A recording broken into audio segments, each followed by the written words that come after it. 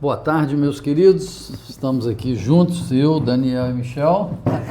Sejam bem-vindos. Muito obrigado a todas as pessoas que estão assistindo a gente, que estão comentando no nosso canal aí do YouTube. Cada um dos vídeos está recebendo um comentário, pelo menos. Então, eu vejo isso como algo que nos ajuda a continuar motivado, não que a gente vá parar, né? Porque, como eu falei no último encontro nosso, isso aqui está sendo muito valioso para mim, para o próprio Daniel, que já tem muita experiência. Né? Sempre, a Bíblia a gente está sempre aprendendo, né, Michel? Exatamente. Então, eu fico muito feliz de ter encontrado uma forma de comunicar isso e aprender junto.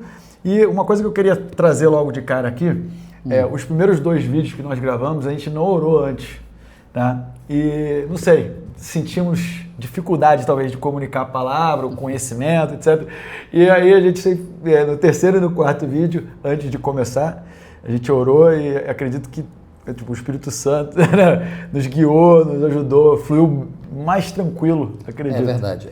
Embora existam várias linhas de pensamentos e tal, mas a Bíblia ela é um livro inerrante.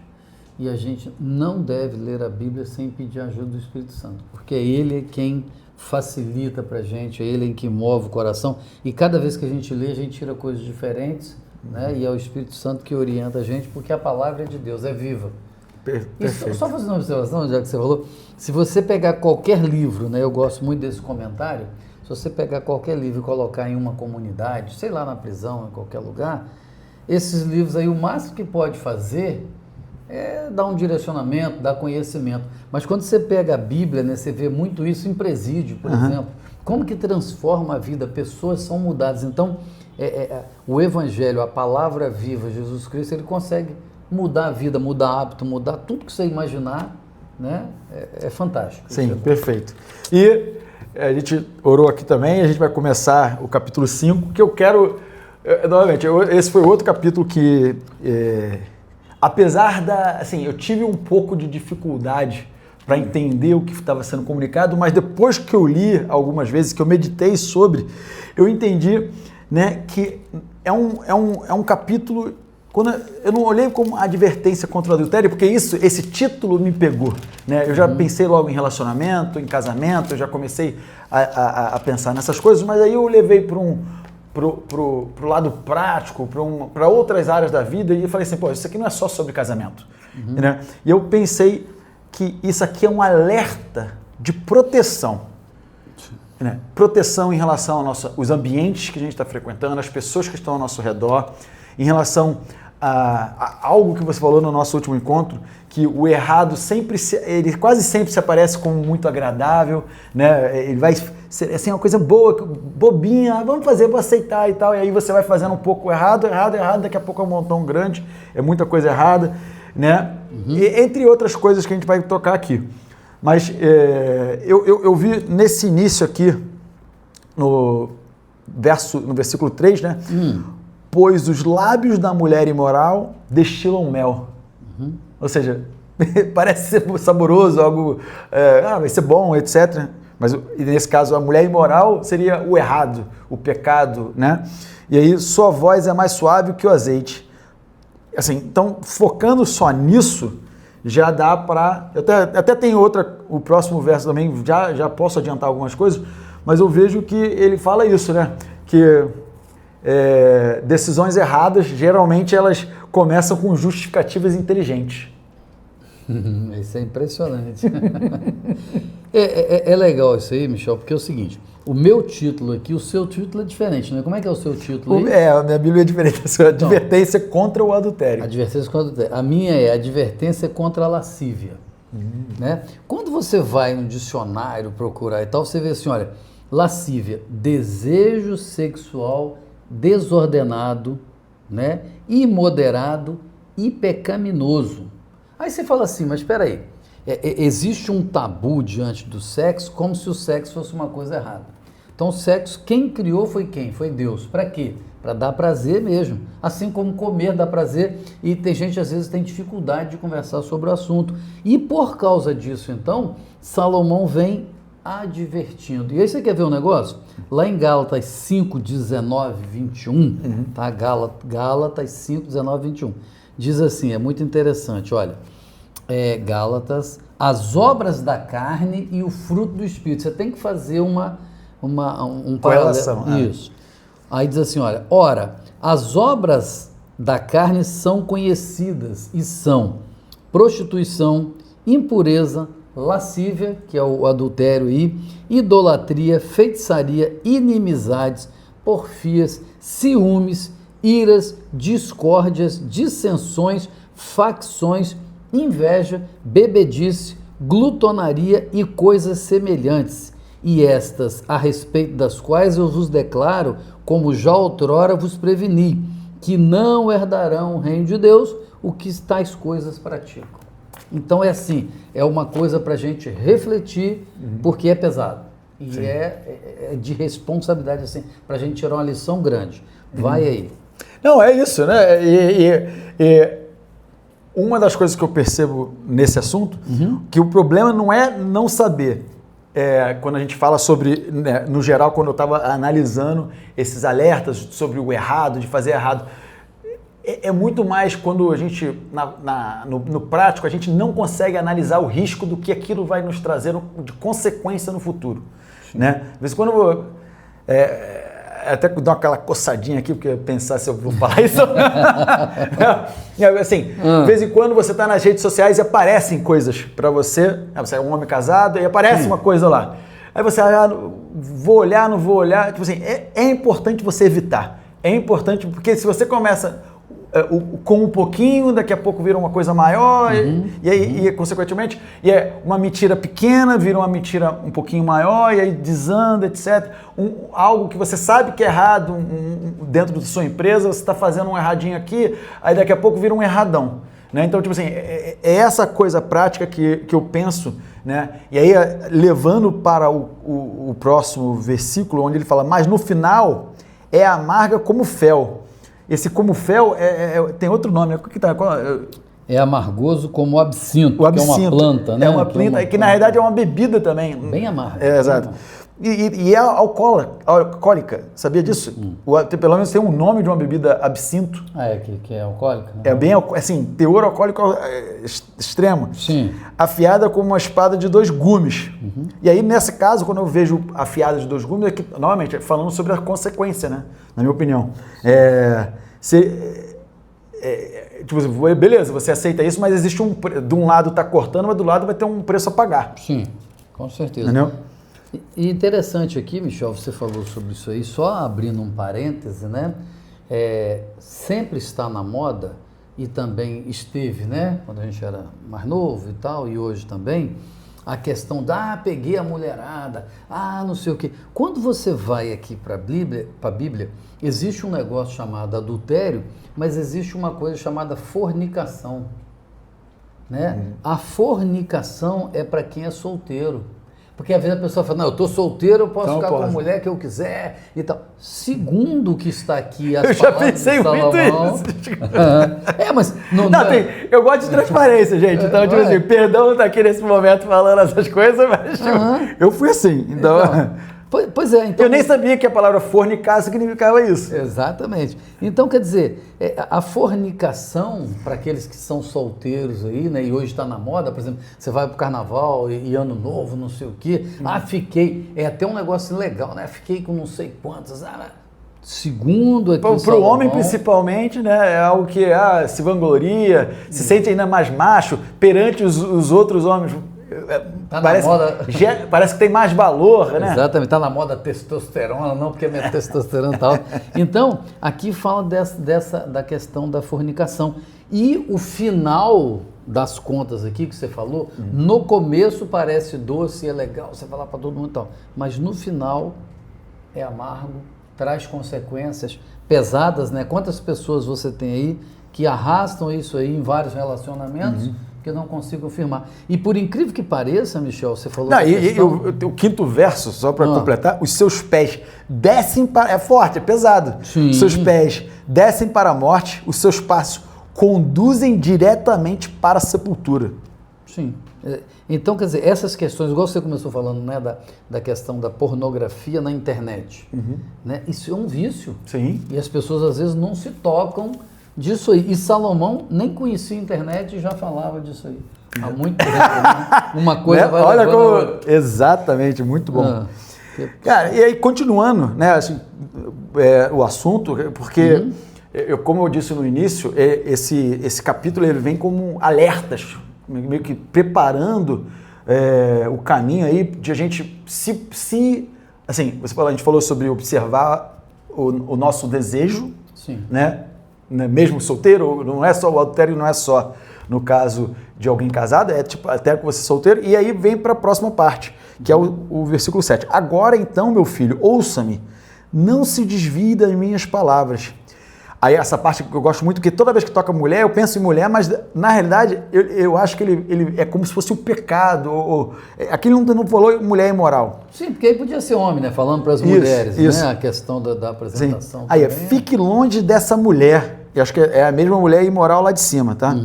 Não se aproxime da porta de sua casa, para que você não entregue aos outros o seu vigor, a sua honra, né? Nem a sua vida a um homem cruel.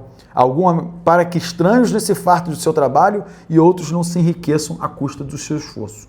No final da vida você gemerá com sua carne e seu corpo desgastados. E aí, novamente, eu volto a falar que existe uma sabedoria, que eu até citei no outro vídeo, que é a sabedoria, né, espiritual, que é melhor você prevenir, né, se distanciar, é melhor você evitar certos ambientes, certas pessoas e conversas do que você tentar enfrentá-los.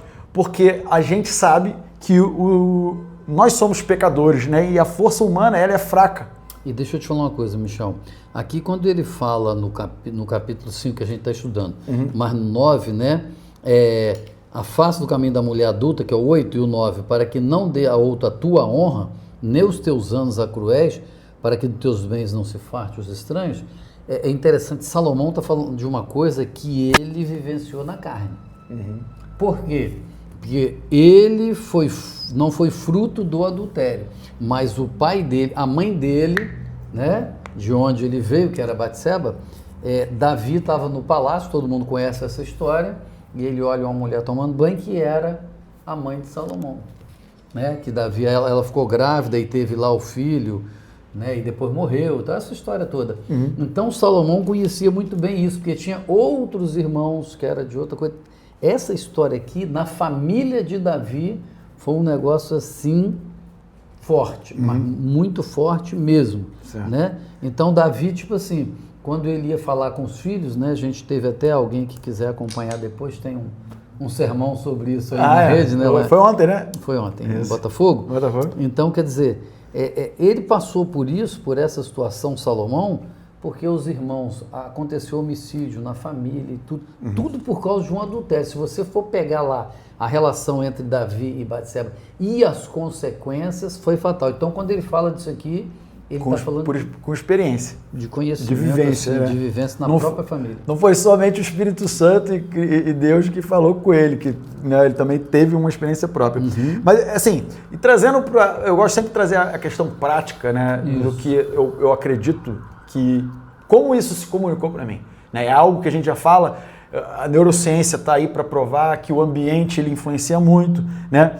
E aí a gente também sabe que a nossa força de vontade ela é limitada. Quanto mais decisões durante o dia a gente toma, mais desgastado a gente fica, entendeu? Mais desgasta a nossa capacidade de tomar decisões boas. Tanto que eu só uso branco ou preto para evitar ficar escolhendo cor, porque aí eu não tem que... Eu olho, você também acha que você vai lá e escolhe... Né? Mas a gente evita... Mas quanto menos opção, menos decisões inconscientes que você está tomando. E aí, aqui, eu penso muito nessa questão de o ambiente, se você controla o ambiente, né, você está fazendo algo que você não precisa ficar lutando o tempo todo, né? E o que eu sei se você acha que eu vou ter força de vontade, existem vários vídeos na internet mostrando como que as pessoas são extremamente influenciáveis por conta de um ambiente. pessoas que não matariam, tem uns estudos assim, não mataria, mas assim, uns testes, as pessoas acabam fazendo coisas horrorosas por conta do ambiente, da situação que ela é colocada, do que ela está vendo outras pessoas fazendo. Então, assim, eu gostei muito disso porque reforça, né, que a gente tem que controlar o nosso ambiente, fazer o melhor possível, porque se você acredita que você é super poderoso, você é ser humano, você é pecador, e normalmente nossa força de vontade ela é limitada. É interessante aqui, Michel, o capítulo 20, puxando de volta aqui, né, porque é muito bom a questão do relacionamento. O versículo 20? É o 20, é o de 15 e depois o 20. O versículo, né? O versículo. Ah, tá, beleza. Ele diz assim, olha, bebe água da tua própria cisterna e das correntes do teu poço, né? Desceiam por fora as fontes pela graça do ribeiro das águas, seja para ti somente. Aí vamos lá para o 20. Então ele fala, bebe água da tua própria cisterna. Quer dizer, você escolheu alguém para o seu relacionamento e vamos combinar, né? Tanto para as mulheres quanto para os homens. Sempre vai haver alguém mais bonito que a sua mulher. Ué, eu estou mentindo aqui? Sim. Sempre vai haver alguém mais bonito. Não está mentindo, né? Estou concordando com você. Não, sempre vai haver alguém mais bonito que o seu marido. Ué, então quer dizer, isso não te dá o direito, né, de ir buscar. E Salomão fala no 20, Michel, que ele diz, ó, por que filho meu ou filha minha, né, tanto para homem quanto para mulher, andaria cego pela estranha e abraçaria o seio de outra? Né? Ou a mulher, por que procuraria um estranho? Quer dizer, o teu marido... E outra coisa que você vai de convir comigo, né? Quando se fala de mulher ou de homem, tanto faz. Né? Quando se acorda de manhã, não é aquela beleza que fica direto na internet. Né? Tá suado durante o dia, trabalhando, fazendo alguma coisa, cuidando das tarefas de casa. Ninguém posta isso, né, Michel? Você que é da internet. O que o pessoal posta? Só posta... acho que assim, a maioria tende a postar essas coisas mais... que vão engajar, etc. Mas eu acredito que realmente não dá para você captar no dia a dia a realidade. Né? E aquilo, eu digo, quanto mais rotineira é a sua vida, né? Isso. Acho que até é o que você tem que buscar, é melhor, na minha opinião. Porque o relacionamento é uma constante manutenção. Você busca, sim, os prazeres, mas não esses prazeres hediondos, assim... De prazeres momentâneos, sabe? Você procura um prazer de longo prazo, de experiências, né? E eu gosto, e você citou o 15 e o 20, mas o que eu anotei aqui, que eu sublinhei, foi o 18. Né? Que seja bendita a sua fonte, alegre-se com a esposa da sua juventude, gazela amorosa, corça graciosa, que os seios de sua esposa sempre o fartem de prazer e sempre o embriaguem os carinhos dela. Assim, o que eu anotei foi que o casamento e a fidelidade, ele é a fonte de alegria. E muitos pensam que por conta de a gente ter regras, por conta de a gente estar com uma certa limitação, porque eu escolhi ela e ela me escolheu, que a gente perdeu a liberdade. Mas eu digo isso, o momento que você passa a ter ainda mais liberdade e mais tranquilidade, mais paz, etc., é quando você sabe que você escolheu uma pessoa e aquela pessoa também te escolheu e você tem um compromisso com aquela pessoa. Porque traz para você uma estabilidade emocional, gera mais foco, gera um propósito que a gente consegue, assim, entender que a gente tem pode crescer ainda mais por conta disso. A gente não está gastando energia toda hora, evitando a fornicação ou buscando fornicação com uma aqui ou outra ali, entendeu? Então, um limite bem definido, ele amplia a nossa alegria. Esse é um pensamento que até eu já falo. Eu falo, tem uns posts lá na internet que eu fiz, quando você diz sim para uma coisa, você está dizendo não para todas as outras. Quando você diz sim para sua esposa, você está dizendo não para todas as outras mulheres. Quando você diz sim para um carro, você está dizendo não para todos os outros carros. Quando você diz sim para um emprego, você está dizendo não para todos os outros empregos. Então, sim, óbvio que é importante você saber escolher e é importante você entender que quando você toma essa decisão, que você diz sim, você já está ali. É aquilo que você tem que fazer e é aquilo que vai fazer com que você se desenvolva melhor e tenha mais foco naquilo. E é interessante ainda, né, no 20, por que você andaria cego pela estranha? Às vezes você, com a sua esposa, né, que está nos assistindo, e a esposa também com o marido, né? Você tem toda uma história, vocês têm filhos, vocês têm uma vida, né?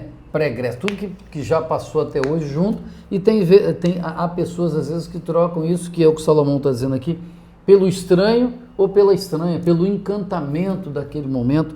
E aí diz assim, olha, e eu achei isso aqui muito legal, os teus caminhos estão, o verso 21, estão perante os olhos do Senhor, e Ele considera todas as tuas veredas, tá certo? Então a gente precisa considerar as nossas veredas também. Você precisa parar e refletir, falar, peraí, por quê, para quê, como, onde, o que é e etc, né? Sim.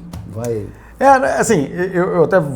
Porque como a gente acabou pulando, você foi fazer uma referência, eu vou voltar um pouquinho aqui. Aí. Porque, só para a gente concluir, que só tem mais esse assunto que me chamou a atenção, que me marcou, porque ele reforça o que eu estava falando no anterior, né? Sobre nós somos pecadores e a gente acaba tendo que controlar o ambiente por conta disso. Né? Porque a gente não tem a força que a gente acredita que a gente tem. A nossa força de vontade ela é limitada.